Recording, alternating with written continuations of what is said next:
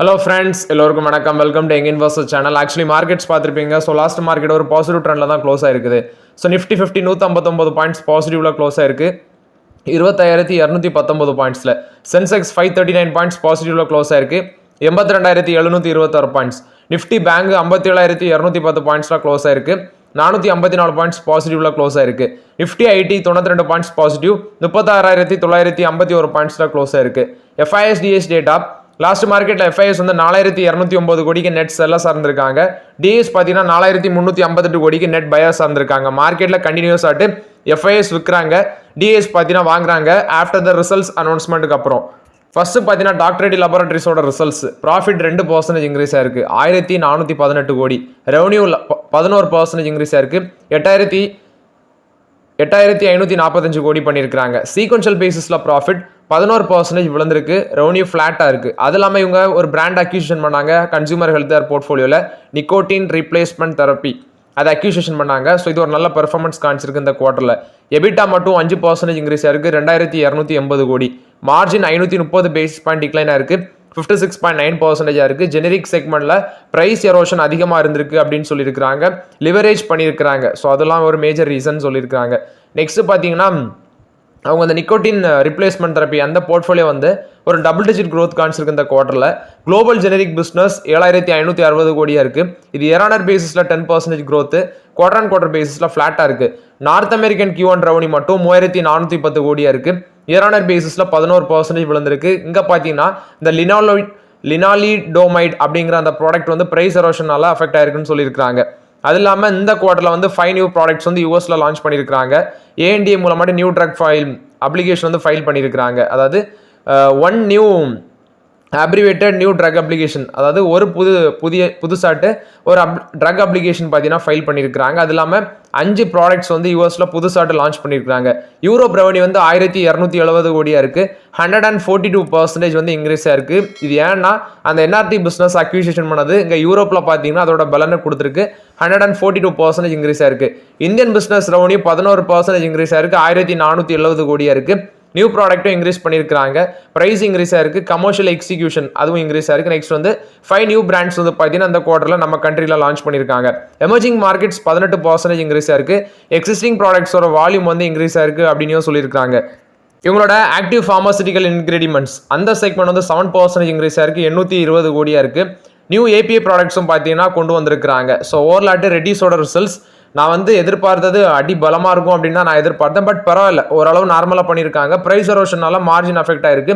But இருந்தாலும் 2% profit increase ஆயிருக்கு. But quarter and quarter பேசிஸில் ப்ராஃபிட் ஒரு 11% விழுந்திருக்கு. ரெவன்யூ ஃப்ளாட்டாக இருக்குது. பெருசாக அடி இல்லாமல் ஒரு நல்ல ரிசல்ட்ஸ் தான் போஸ்ட் பண்ணியிருக்காங்க. 1248 இருக்குது ஸ்டாக் ப்ரைஸ். லாஸ்ட் மார்க்கெட்டில் ஃப்ளாட் பாசிட்டிவ்ல இருக்குது. 1200 கீழே வரும் பட்சத்தில் ஸ்லோவாக யூஸ் பண்ணலான்னு இருக்கு ரெட்டிஸில். ஸோ இது வந்து பார்த்தீங்கன்னா டாக்டர் ரெட்டி லேபரேட்டரிஸ் போஸ்ட் பண்ண ரிசல்ட்ஸ் அப்டேட்டு. நெக்ஸ்ட் பார்த்தீங்கன்னா இன்ஃபோசிஸோட Q1 ரிசல்ட்ஸ் ப்ராஃபிட் 9% இன்க்ரீஸ் ஆயிருக்கு. 6921 கோடியாக இருக்குது. ரெவன்யூ 8% இன்க்ரீஸ் ஆயிருக்கு. 42279 கோடி பண்ணியிருக்காங்க. இது போக ரெவன்யூ க்ரோத் ஃபினான்ஷியல் 26ல கான்ஸ்டன்ட் கரன்சி ரெவன்யூ க்ரோத் வந்து 1 to 3% பார்த்தீங்கன்னா கைடன்ஸ் வச்சிருக்காங்க. இது போக 3 லட்சம் எம்ப்ளாயிஸ் மேலே AI கேப்பபிலிட்டியோட அவங்க ட்ரெயின் பண்ணியிருக்கதாட்டும் சொல்லியிருக்காங்க. நெக்ஸ்ட் கான்ஸ்டன்ட் கரன்சி அந்த ரெவன்யூ க்ரோத் வந்து 3.8% இருக்குது இயர் பேசிஸில். குவார்டர் அண்ட் குவார்டர் பேசிஸில் 2.6% இருக்குது. அதாவது ஐடி கம்பெனிஸோட ரிசல்ட்ஸில் பாசிட்டிவ் டேர்ம்ஸில் கான்ஸ்டன்ட் கரன்சி ரெவன்யூ க்ரோத் காமிச்சது இன்ஃபோசிஸ் மட்டும்தான். அதை நான் லாஸ்ட்டில் உங்களுக்கு டேப்லர் கடத்தோட சொல்லேன். நெக்ஸ்ட் வந்து பார்த்தீங்கன்னா டீல் ஓன் பண்ணது $3.8 பில்லியன். இதில் நெட் நியூ மட்டும் பார்த்தீங்கன்னா புதுசாட்டு நெட்டாட்டு வின் பண்ணது 55% அப்படின்னு சொல்கிறாங்க. நெக்ஸ்ட் கிராஸ் ப்ராஃபிட் 13055 கோடியாக இருக்குது. ஆப்ரேட்டிங் மார்ஜின் 20.8% இருக்குது. இது இயர் பேசிஸில் 0.3% விழுந்திருக்கு. குவார்டர் அண்ட் குவார்டர் பேஸில் 0.2% டிக்ளைனாக இருக்குது. நெக்ஸ்ட் அவங்க வந்து பார்த்தீங்கன்னா சேம் பீரியட் இதே டைமில் நெக்ஸ்ட் இயர் அவங்க செட் பண்ணுற கைடன்ஸ் வந்து 20% 22% வந்து கைடன்ஸ் செட் பண்ணியிருக்காங்க. அதே டாமினன்ட் ஃபினான்ஷியல் சர்வீஸில் கான்ஸ்டன்ட் கரன்சி க்ரோத் வந்து 5.6% இருக்குது. மேனுஃபேக்சரிங் டிவிஷனில் 12.2% இருக்குது. ரீட்டைல் க்ரோத் வந்து 0.4% ஃப்ளாட்டாக இருக்குது. ஹைடெக் பிஸ்னஸ் 1.7% மார்ஜினல் இன்க்ரீஸாக இருக்குது. லைஃப் சயின்சஸ் வந்து 7.9% டீ க்ரோத் ஆயிருக்குன்னு சொல்கிறாங்க. அதர் டிவிஷன் வந்து 15.3% க்ரோத் ஆயிருக்குன்னு சொல்கிறாங்க. Free cash flow generation $884 million இருக்குது. கேஷ் ஃப்ளோ கன்வர்ஷன் பார்த்தீங்கன்னா 100%க்கு கீழே, அதாவது 100%க்கு மேலே இருக்குது. 5th consecutive quarter. இது போக 3,23,788 எம்ப்ளாயிஸ் கைவசம் வச்சிருக்காங்க. அவங்களோட ஆட்ரிஷன் ரேட் 14.4% இருக்குது. முந்தின குவார்டரில் 14.1% இருந்துச்சு, பட் இப்போ இன்க்ரீஸ் ஆயிருக்கு. யூரோப் பார்த்தீங்கன்னா 16.2% பேசிஸில் க்ரோத் காமிச்சிருக்கு. நார்த் அமெரிக்கா வந்து 0.5% ஃப்ளாட்டாக இருக்குது ஜியோகிராஃபிக்கல் வைஸ் பார்க்கும்போது. ஃப்ரீ கேஷ் ஃப்ளோ 7,533 கோடி. இதில் கேஷ் அவங்க இன்வெஸ்ட்மெண்ட் பண்ணது 45,204 கோடின்னு சொல்லியிருக்காங்க. இது போக நான் சொன்னேன் ஐடி கம்பெனிஸோட ரிசல்ட்ஸில் கான்ஸ்டன்ட் கரன்சி ரெவன்யூ க்ரோத் பாசிட்டிவ்ல காமிச்சது இன்ஃபோசிஸ் மட்டும் தான். ஏன்னா இன்ஃபோசிஸ் வந்து 2.6% குவார்டர் பேசிஸில் இன்க்ரீஸ் ஆயிருக்கு. டிசிஎஸ்க்கு வந்து பார்த்தீங்கன்னா -3.3% இருந்துச்சு. விப்ரோக்கு -2%, டெக் மஹிந்திராக்கு -1.4%, ஹெச்எல் டெக்னாலஜிஸுக்கு 0.8%, -0.8%. விப்ரோ மட்டும் தான், சாரி இன்ஃபோசிஸ் மட்டும் தான் பாசிட்டிவ் டேர்ம்ஸில் பார்த்தீங்கன்னா உங்களோட கான்ஸ்டன்ட் கரன்சி ரெவன்யூ க்ரோத்தை காமிச்சிருக்காங்க. ஸோ இது இல்லாமல் இன்ஃபோசிஸோட ஸ்டாக் ப்ரைஸ் 1,558 இருக்குது. நாளைக்கு மார்க்கெட்டில் மேபி பாசிட்டிவ்ல தான் ஓப்பன் ஆக சான்ஸ் இருக்குது. நான் ஒரு 1,350 1,400 கீழே வரும்போது தான் இன்ஃபோசிஸில் ஃபோக்கஸ் பண்ணலாம் இருக்கிறேன். 24 டைம்ஸ் ஏர்னிங்ஸில் இருக்கிறாங்க. இப்போதைக்கு வேடிக்கை மட்டும் தான் பார்க்குறேன். நெக்ஸ்ட் பார்த்தீங்கன்னா ஜிஎன்ஜி எலக்ட்ரானிக்ஸ் ஐபிஓ. அது வந்து நான் சொன்னேன் ஓப்பன் ஆனால் 1 மணிக்கூரில் வந்து ஃபுல்லி சப்ஸ்கிரைப் ஆகிடுச்சு. இன்னைக்கு ஃபர்ஸ்ட் டே மட்டுமே 9 டைம்ஸ் அது சப்ஸ்கிரைப் ஆயிருக்கு. அலாட்மெண்ட் ஆகுறதுலாம் ரொம்பவே டஃப். அப்படியே அலாட்மெண்ட் ஆனாலும் ரொம்ப தான் லக்கியஸ்ட் பர்சன் இந்த வேர்ல்டாக இருக்கலாம். ஸோ ரீட்டைலுக்கு வந்து 35% உண்டு. ஸோ வெயிட் பண்ணி பார்க்கலாம் எந்த அளவுக்கு அலாட்மெண்ட் ஆகும்னு தெரில. ஆக்சுவலி இவனோட பிஸ்னஸ் வந்து பார்த்தீங்கன்னா லேப்டாப்பு, டெஸ்க்டாப்பு இதை சேல் பண்ணுறது தான். யூஎஸ், யூரோப், ஆஃப்ரிக்கா, யூஏஇ இது வந்து அவங்களோட மேஜர் பிஸ்னஸ் ஏரியாவாக இருக்குது. நெக்ஸ்ட் பார்த்தீங்கன்னா ப்ரைஸ் பேண்ட் 225 to 230 வச்சிருந்தாங்க. மார்க்கெட் கேப்லேஷன் வந்து 2,700 கோடி இருக்குது. ஸோ 25 க்ளோஸ் ஆகும். அதாவது நாளை கழிச்சு அது க்ளோஸ் ஆகும். இன்னைக்கு தான் ஃபர்ஸ்ட் டே. ஜூலை 30 பார்த்தீங்கன்னா லிஸ்டட் ஆகுது. ஜூலை 28 நமக்கு அலாட்மெண்ட் ஆகும். ஸோ வெயிட் பண்ணி பார்க்கலாம் அலாட் ஆகுதா அலாட் ஆகாதாங்கிறத பொறுத்து இருந்து பார்க்கலாம். 44% மேலே லிஸ்டிங் இன் கொடுக்க சான்சஸ் இருக்குன்னு சொல்கிறாங்க. நெக்ஸ்ட் பார்த்தீங்கன்னா கர்நாடகா பேங்க் பற்றி கேட்குறீங்க. ஸோ அது நான் அன்னைக்கு கூட 190 கன்சிடர் பண்ணேன். இது வந்து 35 ரூபா இருக்கும்போது நான் மிஸ் பண்ண ஸ்டாக்கு இப்போ எங்கேயும் வந்து நிற்குது. ஆனால் இப்போ ஏன் மேலே போக மாட்டேங்குது அப்படின்னு சொல்லி கேட்குறீங்க. பட் ஆக்சுவலி உங்களோட ஒப்பீனியன் எப்படி இருக்குன்னா, ஒரு ஸ்டாக் வாங்கின உடனே மேலே போகும் அப்படிலாம் கிடையாது. சில ஸ்டாக்ஸ் மேலே போகலாம், சில ஸ்டாக்ஸ் வந்து சில பிரச்சனைகள் இருக்கலாம். அதை அடுத்தது அந்த பிரச்சனைகள் கிளியர் ஆனதுக்கப்புறம் மேலே போகலாம். ஸோ எல்லா ஸ்டாக்குமே எப்போவுமே மேலே போயிட்டு இருக்காது. ஸோ இது வந்து கர்நாடகா பேங்க் 35 ரூபீஸ்லேருந்து ஒரு 2 to 3 இயர்ஸில் பார்த்தீங்கன்னா அந்த ரேஞ்ச் வந்திருக்குது. அதனால கர்நாடகா பேங்க் வந்து இப்போ அவங்களுக்கு அந்த எம்டி அண்ட் சிஓ இப்போ தான் புதுசாக அப்பாயின்மெண்ட் பண்ணியிருக்காங்க. ஒருத்தர் கிளர்க்கார்டு ஜாயின் பண்ணவர் இப்போ சிஓ பொசிஷனுக்கு வந்திருக்காரு. ஸோ அதனால அது கர்நாடகா பேங்க் சில இஷ்யூஸ் இப்போ வந்துச்சு. ஏன்னா ஹையர் அஃபீஷியல்லாம் ரிசைன் பண்ணாங்க. இப்போ தான் அதை கிளியர் பண்ணிட்டு இருக்காங்க. எப்படி இண்டஸ்இண்ட் பேங்க்ல நடந்தோ அதுதான் கர்நாடகா பேங்க்லேயே நடந்துட்டு இருக்கு. மேனேஜ்மெண்ட்டுக்கு ஏற்ற ஆளை செட் பண்ணிட்டு இருக்காங்க. ஒரு 1 to 2 குவார்ட்டர்ஸ் ப்ரெஷர் ஃபேஸ் பண்ணாலும் மேபி கிளியர் ஆகி வரலாம். ஸோ இது கர்நாடகா பேங்க்ல இதான் இப்போதைக்கு உள்ள அப்டேட்ஸ். ரிசல்ட்ஸ் வந்துச்சுன்னா நான் அதை உங்களுக்கு அப்டேட் பண்ணுறேன். நெக்ஸ்ட் ஆரோன் இண்டஸ்ட்ரீஸ் லிமிடெட் அப்படிங்கிற ஒரு பங்கு 406 ரூபாய் ட்ரேட் ஆகிட்டு இருக்கு. இது ஒரு ஸ்மால் கேப் கம்பெனி. 425 கோடி தான் மார்க்கெட் கேபிட்டல். 51 டைம்ஸ் ஏர்னிங்ஸ்ல இருக்கிறாங்க. இந்த ஸ்டாக் வந்து இன்னைக்கு மார்க்கெட்ல 7% மேலே போச்சு. 424 வரைக்கும் போனது 406ல க்ளோஸ் ஆயிருக்கு. என்னடா அப்படின்னு சொல்லி போய் பார்த்தா ரெக்கார்ட் டேட் அனௌன்ஸ்மெண்ட் பண்ணியிருக்காங்க டிவிடெண்டுக்கு. அவங்க அனௌன்ஸ் பண்ண டிவிடெண்டுக்கு ரெக்கார்ட் டேட் அனௌன்ஸ்மெண்ட் பண்ணியிருக்காங்க. அது இல்லாமல் 1:1 அந்த ரேஷியோவில் பார்த்தீங்கன்னா போனஸும் அனௌன்ஸ்மெண்ட் பண்ணியிருக்காங்க. அந்த பேசிஸில் தான் அந்த பங்கு பார்த்தீங்கன்னா ஒரு பாசிட்டிவ் ட்ரெண்டில் ட்ரேட் ஆகிட்டு இருக்கு மார்க்கெட்டில். டிவிடெண்டுக்கான ரெக்கார்ட் டேட் அவங்க ஃபிக்ஸ் பண்ணியிருக்கிறது ஆகஸ்ட் 8 சொல்லியிருக்கிறாங்க. ஸோ இது வந்து பார்த்தீங்கன்னா ஆரோன் இண்டஸ்ட்ரீஸ் போஸ்ட் பண்ண டிவிடெண்ட் ப்ளஸ் வந்து பார்த்தீங்கன்னா போனஸ் அப்டேட். பட் போனஸுக்கான ரெக்கார்ட் டேட் தெரில. இது வந்து ஒரு ஸ்மால் கேப் கம்பெனி. மோஸ்ட்லி யார்கிட்டையும் இருக்க சான்சஸ் ரொம்பவே கம்மி. ஐபிஓவில் வந்து பார்த்தீங்கன்னா 2,200% வந்து இந்த பங்கு ரேலியாக இருக்குது. ஸோ லிஸ்டிங்லேருந்து 2,200% ரிட்டர்ன்ஸும் கொடுத்துருக்கு. இப்போ 1:1 போனஸ் ப்ளஸ் வந்து டிவிடெண்ட் அனௌன்ஸ்மெண்ட் பண்ணியிருக்காங்க. ஆயில் இந்தியா வந்து எக்ஸான் மொபில், டோட்டல், பெட்ரோபிராஸ் இவங்களோட பேச்சுவார்த்தையில் இருக்கிறாங்க. ஜாயிண்ட் பிட்ஸ் மூலமாட்டு ஆக்ஷன் ரவுண்டில் பார்ட்டிசிபேட் பண்ணுறதுக்கு பேச்சுவார்த்தையில் இருக்கிறாங்க. இது வந்து பார்த்தீங்கன்னா ஆயில் இந்தியா லிமிடெட் கொடுத்த அப்டேட்டு. வேதாந்தா வந்து ப்ரிஃபர்ட் பிட்ராக இருக்கிறாங்க. கர்நாடகாவில் ஒரு அயன் ஓர் மைனிங் ஆக்ஷனில் வந்து இவங்க ப்ரிஃபர்ட் பிட்ராக இருக்கிறாங்க. ஸோ இந்த டெண்டர் ப்ராசஸ் வந்து அக்டோபர் 30 வந்து ப்ராசஸ் வந்து உங்களுக்கு இனிஷியேட் ஆகும்னு சொல்லியிருக்காங்க. ஸோ ஓவர்லாட் இது வந்து ஜந்தங்கல் அயன் ஓர் மைன் வந்து பார்த்தீங்கன்னா அதில் வந்து இவங்க ப்ரிஃபர்ட் பிட்ராக இருக்கிறாங்க வேதாந்தா. காலத்தில் நம்ம டிஸ்கஸ் பண்ணியிருந்தோம் மத்தியான வீடியோவில் டிஸ்கஸ் பண்ணியிருந்தோம். நாட்கோ ஃபார்மா வந்து South African based Adcock Ingram limited அப்படிங்கிற ஒரு கம்பெனி வந்து பார்த்தீங்கன்னா வாங்க போகிறாங்க அப்படின்னு சொல்லி டிஸ்கஸ் பண்ணியிருந்தோம். South Africa based company. இப்போ அதில் பெர்சன்டேஜ் வந்திருக்கு 35.75% ஸ்டேக் அக்யூசியேஷன் பண்ணுறாங்க 2,000 கோடிக்கு. ஸோ இது வந்து பார்த்தீங்கன்னா நாட்கோ ஃபார்மா கொடுத்த அப்டேட்டு. இது வந்து ஜெனரிக் ட்ரக் பிளேயராக இருக்கிறாங்க. இவங்களுக்கு இந்தியாவில் 2 பிளான்ட் ஜாயின்ட் வெஞ்சர் பேசிஸில் இருக்குது. அட் த சேம் டைம் அங்கே சவுத் ஆஃப்ரிக்காவில் ஒரு 4 பிளான்ட் இருக்குது. பெர் ஷேர் வந்து $4.27 அந்த ரேஞ்சில் வச்சு அக்யூசியேஷன் பண்ணுறாங்க. இது நாட்கோ ஃபார்மாக ஒரு பாசிட்டிவ் அப்டேட்டாக இருக்குது. 35.75% ஸ்டேக் அக்யூசியேஷன் பண்ணுறாங்க 2000 கோடிக்கு. ஸோ இது வந்து பார்த்தீங்கன்னா நாட்கோ ஃபார்மாக கொடுத்த அப்டேட்டு. பஜாஜ் ஹவுசிங் ஃபினான்ஸோட ரிசல்ட்ஸ் வந்திருக்கு. ப்ராஃபிட் 21% இன்க்ரீஸ் ஆயிருக்கு 583 கோடி.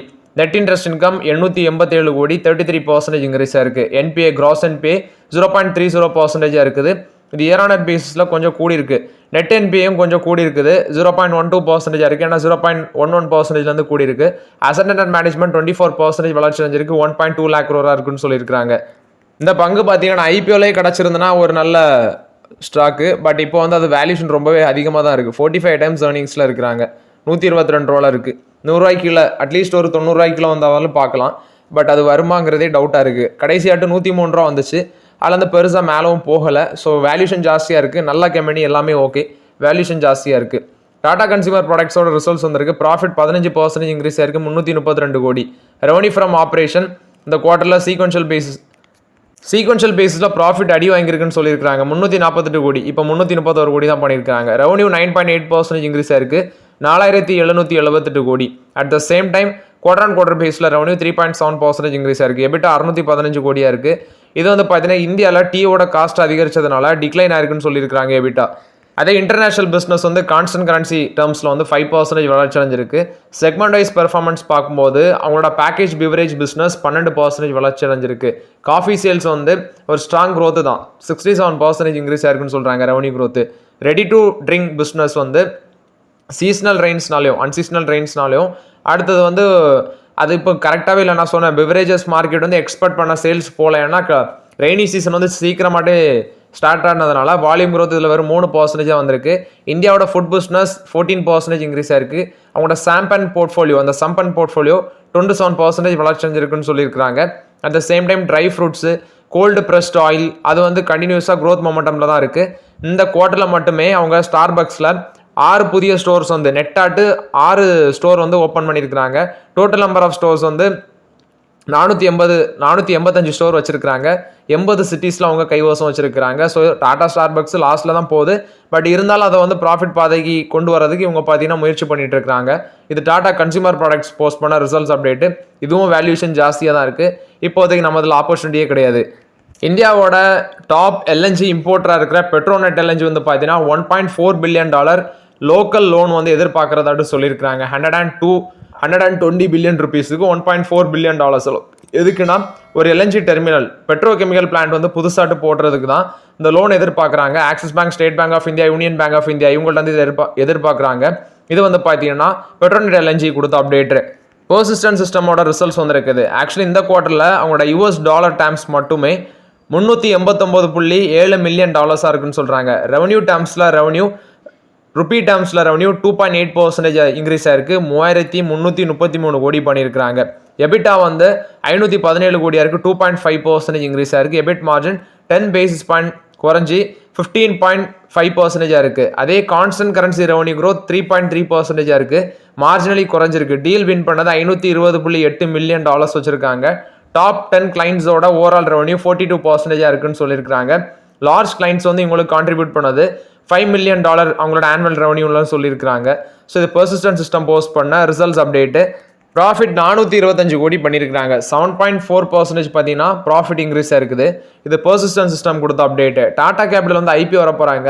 ஸோ $20 பில்லியன் வேல்யூஷன் எதிர்பார்க்குறாங்க. அதாவது $1 பில்லியன் 8500 கோடி வரும். அப்போ $10 பில்லியன் 80500 கோடி வரும். அதே அப்போ வந்து $20 பில்லியன் கணக்கு போட்டு பார்த்துக்கோங்க எவ்வளோ போகும் அப்படின்னு சொல்லி. ஸோ இது வந்து டாடா கேபிட்டல் கொடுத்த அப்டேட்டு.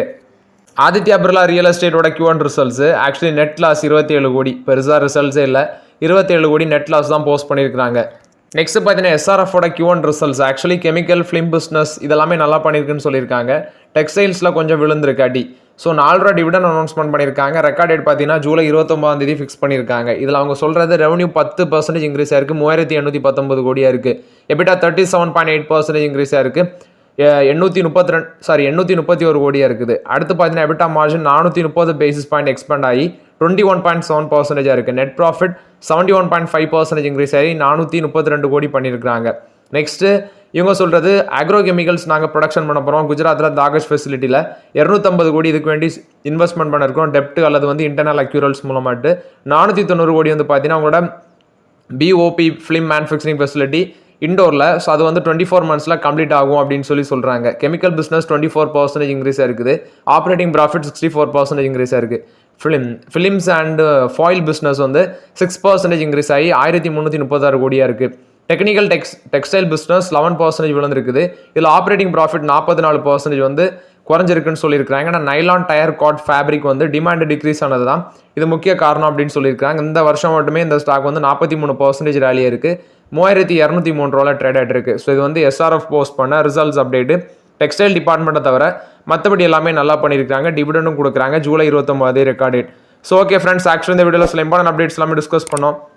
இந்த வீடியோ உங்களுக்கு பயனுள்ளதாக இருந்துச்சுன்னா லைக் பண்ணுங்கள், சப்ஸ்கிரைப் பண்ணுங்கள், கமெண்ட் பண்ணுங்கள். Okay friends, thank you.